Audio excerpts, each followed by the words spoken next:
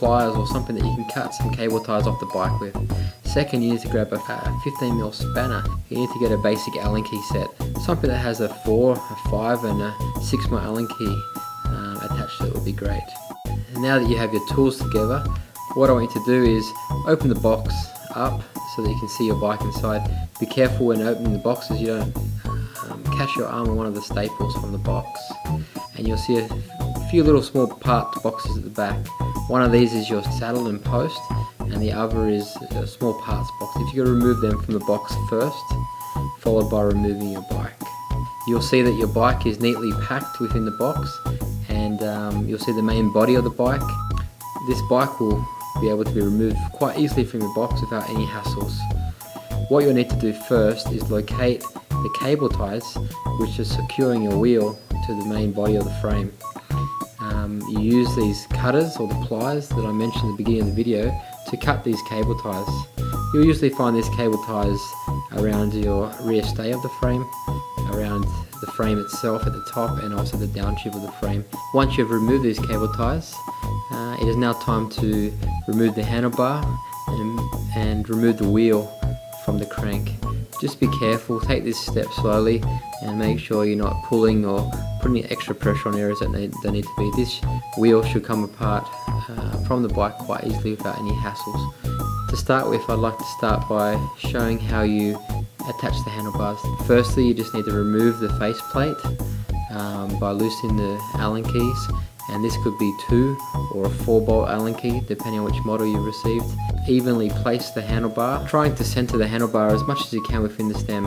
Replace the faceplate and start screwing the Allen key screws in. Now you need to do this evenly so that the gaps are even. For a road bike, there is a little lever, and if you rotate this in the upwards position, it increases the gap and allows the tyre and the wheel to fit up in between that.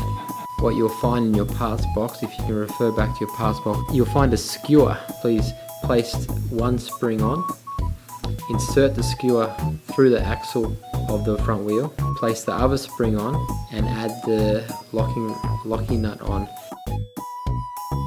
Once you place this up into the dropouts correctly, please note that your wheel, or where your tyre is, it should be centered within the fork. It shouldn't be offset to one side or the other. To tighten your skewer up, what I find is best to do is if with one hand you hold the nut and the other hand you turn the lever, and keep turning this lever until it becomes about 95% tight. And then you use the lever action on the lever to turn it 180 degrees in an upwards direction, and this will tighten the further 5% that you need. Now, to tighten your brake on a road bike, that same lever you lifted up previously, we now turn down, and if you have seated the wheel properly, you'll find that as you turn this lever down, that the brakes will be balanced, that the gap between the brake pad and the rim on either side will be exactly the same. Okay, for mountain bikes with V-brakes, what you need to do is ensure that the V-brake is disengaged to allow you to place the wheel in. Once you place the wheel in, we need you to re-engage the brake. If you're unsure what this should look like when it's finished, refer to your back wheel, as your back wheel brakes will already be intact and you'll be able to copy this exactly. Now, those who have ordered a bike with disc brakes, this step's even easier. All you need to do is when you're seating the wheel into the forks, just make sure that you're inlining the rotor into the caliper slot. For those with hydraulic disc brakes, do not pull on the brake lever until you have inserted this rotor, as it will jam your pads. Please note, on every seat post there is a minimum insert level. Make sure that your saddle is aligned forward with your stem.